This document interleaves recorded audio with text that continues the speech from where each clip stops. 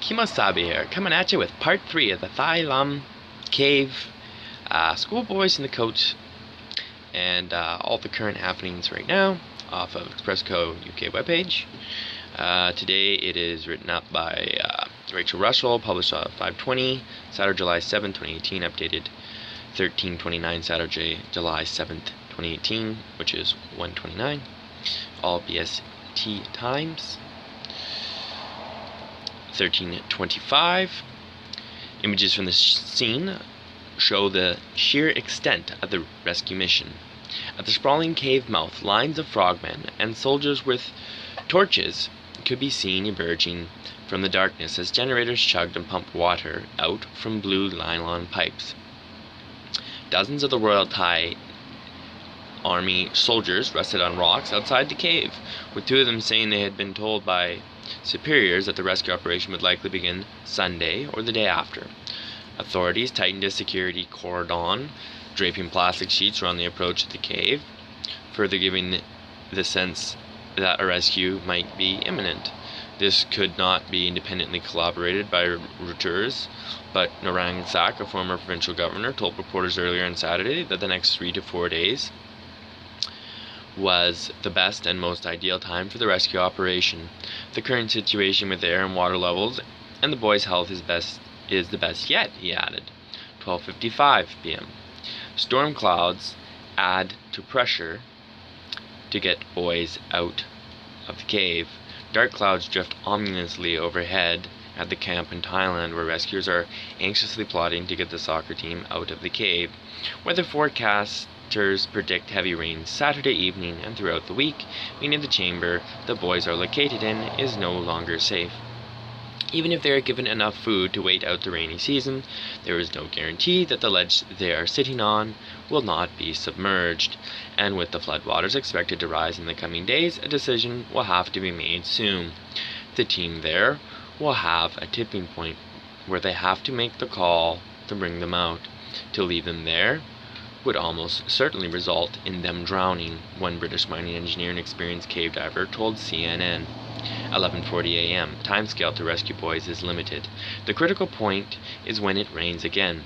There is limited time, Narangsak Than Akorn, head of the rescue mission and Chiang Rai former governor, told a midnight media briefing. He said he wanted to reduce risks, but added that failing oxygen levels inside the cave were another really big concern. 11:18 a.m. Rescue mission is at war with water and time. A rescue mission for a young Thai soccer team and their coach trapped for 2 weeks in a flooded cave is at war with water and time, its leader said on Saturday, but was eyeing its best chance yet to free the group before expected heavy rains. The message of hope came a day after the death of a Thai rescue diver, a grim turn in what began 2 weeks ago as a celebration of one of the boys' birthdays at the Tham Luang Cave Complex in the northern province of Chiang Rai. 9:30 a.m. Thai officials say they have a 3 to 4 day window. Narang Sakkorn, the governor of Chiang Rai province, the former governor of Chiang Rai province,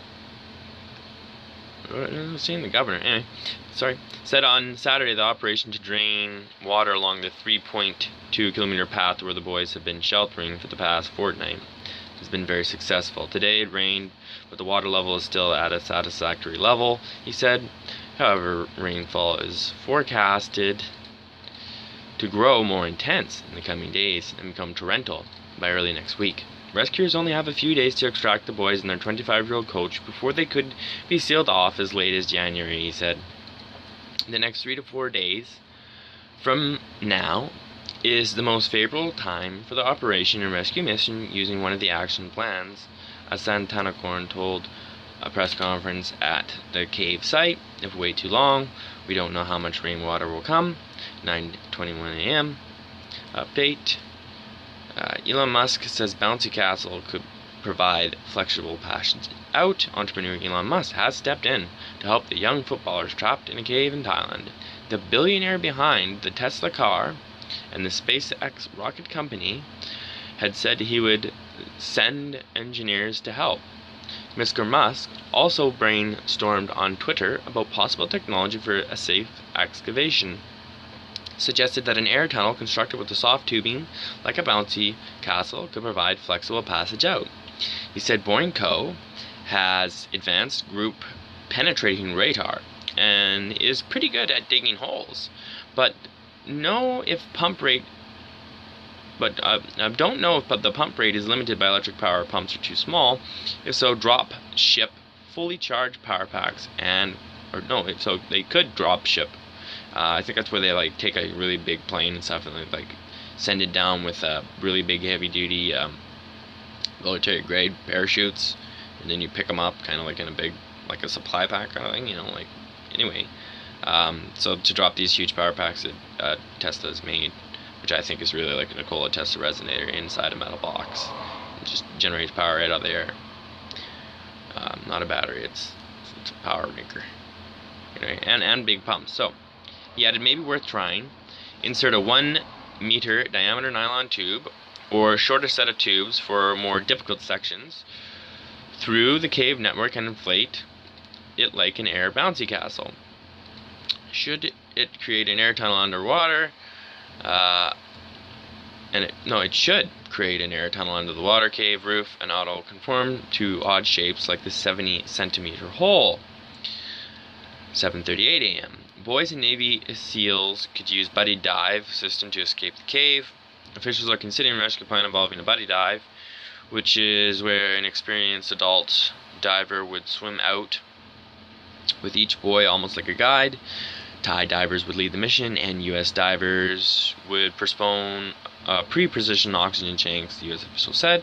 Divers and workers from Australia, the United Kingdom, and other parts of Europe and Asia would also be involved in the rescue mission. The rescue operation could begin as soon as the weekend, but no decision has been made whether to proceed, the U.S. official said.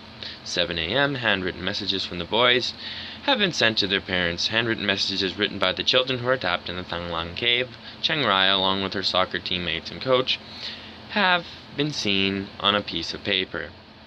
One message from a child, called Pong, reads, "I love you, Dad and Mom. Don't worry about me. I'm safe now. I love everyone." A message from Nick reads, "I love you, Dad and Mom. And also, young brother Doi, once I get out, please bring me pork to eat too. I love you, Mom and Dad, and young brother." 5 a.m. update. Thai children and coach could be rescued this weekend thanks to a new plan. A new plan heightened in the U.S. government report seen by ABC News claimed a new plan could save all 13 trapped as soon as this weekend. It was reported as a buddy dive system that has been proposed by the Royal Thai Navy, even though, as we know, there's been a proposal to put this inflatey tube, which I think honestly is probably the best idea and the safer option. Might take a little more time, but once it's in there, the kids won't have to go through black coffee water, and that's kind of like, yeah. If an elite Navy SEAL, regardless of whether he was retired, died doing the dive, like, and you're a Navy SEAL, you don't run out of water, you don't run out of air. No, something bad happened there. So this would see a Navy SEAL volunteer guide each person trapped out of the cave one by one. However, this plan has not been officially confirmed. 3 a.m. The head of the rescue mission declares limited time to save trapped boys and coach. The ransacked Thanakorn, who is also the former governor of the Chiang Rai province, insisted for the rainfall could be incredibly damaging to the rescue mission efforts. He said the critical point is when it rains again, there is limited time. Mr. Thanakorn added he wanted to decrease the risk to those carrying out rescue efforts, but warned oxygen levels inside the cave were a big concern. And 1:15 a.m. Heavy rain forecasted for Thailand weekend and low oxygen level fears.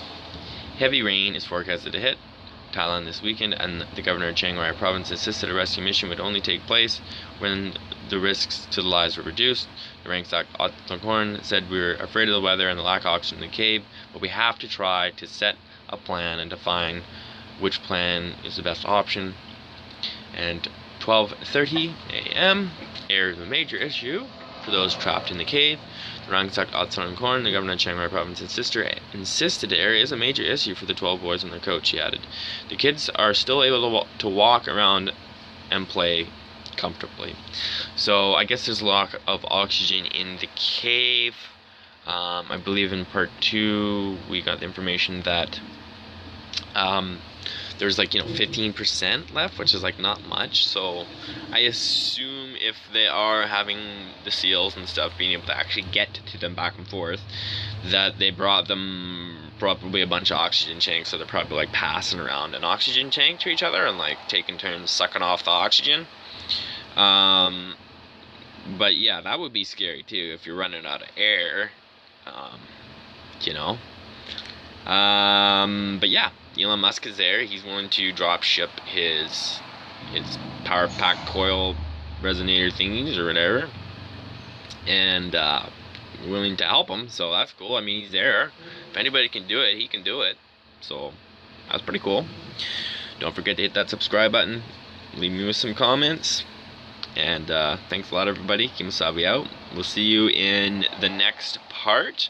I do believe that this webpage that I'm currently using gives updates once a day. I think that's what they're allowed to do. And then the current reporter for each day like changes or whatever else. And then I think they're allowed to kind of do live updates within that particular page.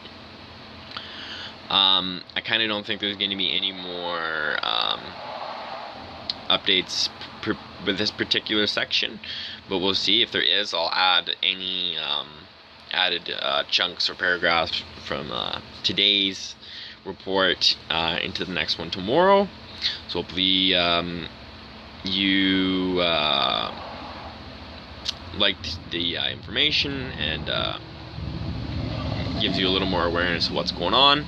I don't know, mainstream news media and other stuff like that. Stuff that's broadcasted, you don't necessarily hear a lot of the, on the ground stuff and everything else. Seems like this site's pretty accurate, and obviously has reporters on the ground, so that's cool. Yeah, thanks a lot, everybody, and peace.